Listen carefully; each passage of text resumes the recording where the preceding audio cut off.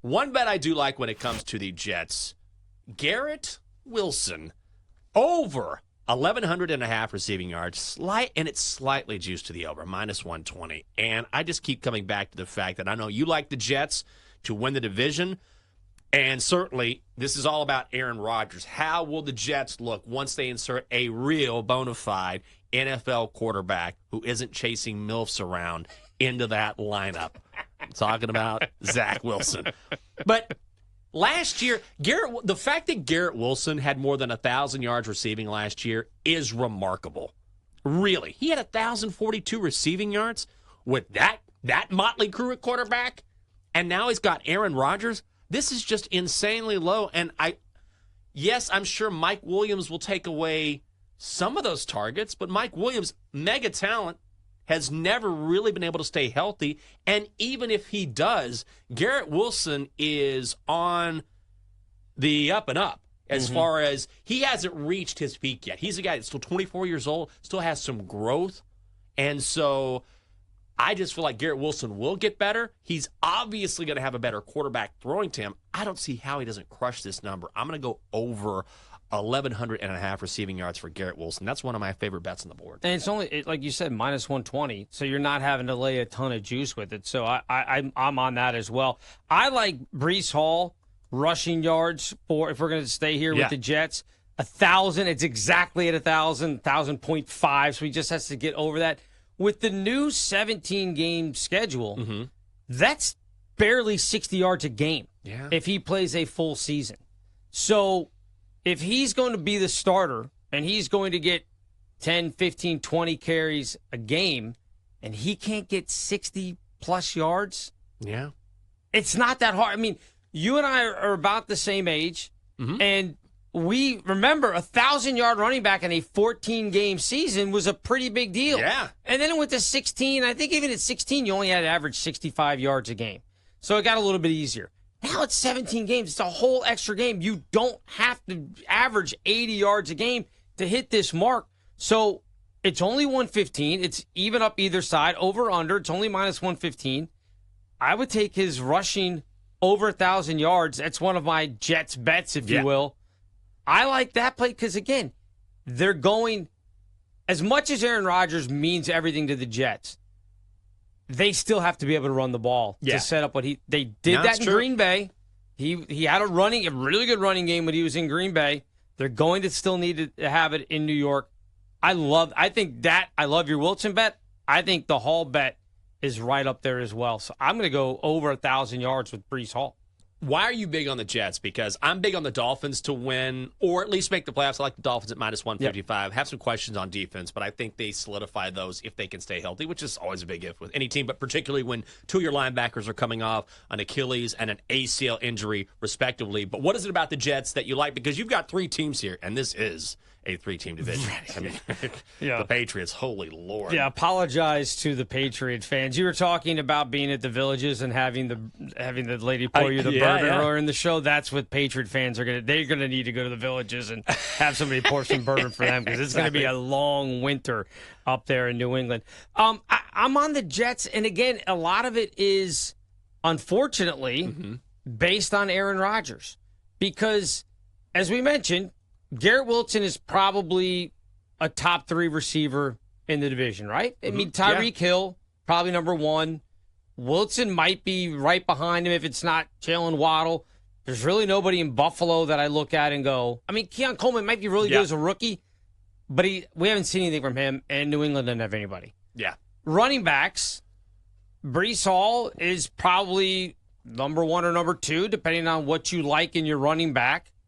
So they've got a top 3 in the division running back. They got a top 3 wide receiver. And then it's about Aaron Rodgers. And while I think Josh Allen, if you put him on the Jets, it's a runaway. They're the best team in the division.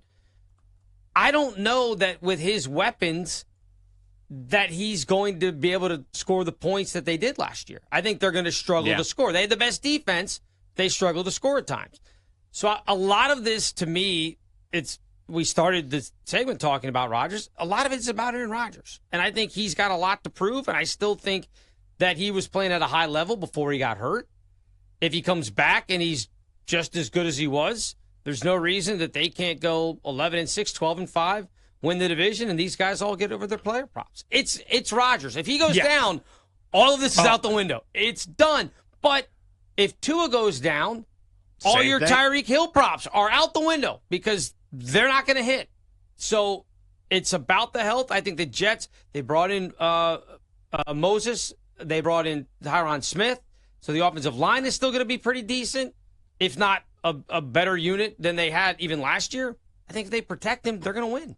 Okay. No, I like it. It's a very fair argument to make. I mean, and the odds tell you this, right? They've adjusted a little bit, but the Bills are plus 165 to win the East. Which I still don't get that. I don't either. I feel like that's based on past reputation. Yes. You know. And then you have the Jets at plus 190, Dolphins at 2-1. So they're all right there together. When you talk about the Bills, there is one prop I like, and that is Bills running back James Cook over 3.5 touchdowns. Now, it is juiced to minus 135. I think he only had a couple last year. But here's the thing, is that if you look at the full season last year, that's not fully representative, I think, of how they plan on using him this year because Joe Brady took over as the OC. I think they fired Ken Dorsey last year, and then they promoted Joe Brady on an interim basis, and now he's the full-time guy. So what we saw once Joe Brady was elevated to that position was, what did the Bills start to do? They started to lean more on their running game. And that's when James Cook really started coming alive. He had more than 1,500 yards from scrimmage last year. That was 6th in the NFL. I don't think most people would realize that. So they really decided, hey, we can use this guy in the pass game, flaring out of the backfield, we can hand it off. And I think now that Stephon Diggs and Gabe Davis are gone, you're going to have Josh Allen maybe hand the ball off more because they don't have the explosiveness of Diggs out there or Davis. And also, at some point, Bill, the Bills have to take some of the load off of Josh Allen. I understand that he's an absolute incredible dual threat. He's tough. But over time, that does wear on you as a quarterback. And he can play hero ball come the playoffs if need be. But during the regular season, if they can, they've got to keep him from taking as many hits to prolong his career. I think that means more handoffs. So over 3.5 for James Cook. Juice to the over for a reason, and I think he has a surprisingly good season. Yeah, I agree with you. I have him going over his rushing prop as one of my bets as well. So I'm with you. I think they have to use him more than they have in the past for just what you said. I mean, I know Josh Allen is still a young guy, but at some point, as we've seen over the years, those quarterbacks that like to run, you take too many hits, and all of a sudden it's not as good as you used to be. And all it takes is for you to be a half step or a full step slower than you were before, and all of a sudden you're not getting to the sideline, and that linebacker's getting to you or that safety's getting to you before you get there, and all of a sudden you're taking hits you don't need to. Yeah. And you said it. To prolong his career, I've always thought that they needed a better running game from the running back. Not from him. Absolutely. But from a running back to really go to that next step. And I wonder, and we had their sideline reporter on earlier in the week joining us, and he talked about that he didn't think the window was closed and that they might have a couple of rings if it wasn't for Patrick Mahomes and Andy Reid out there in Kansas City. And he might be right. But at some point you look at it and go, should they have won that 13-second game when they gave up the 2 completions and then the field goal late and then lost in overtime to Kansas City? That cannot happen.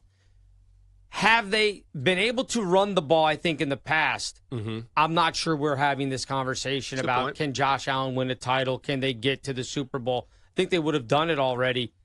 I think the way they have it lined up now, they have the opportunity.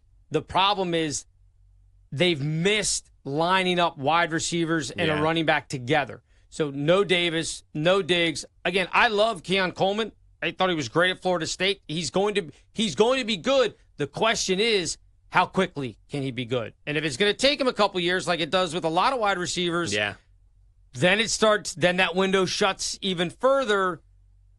I don't know. I'm just not high on Buffalo this year. Yeah, I'm the same way. And I keep reading, okay, well, they're going to base the offense from around Josh Allen to Dalton Kincaid, kind of like Mahomes and Kelsey do.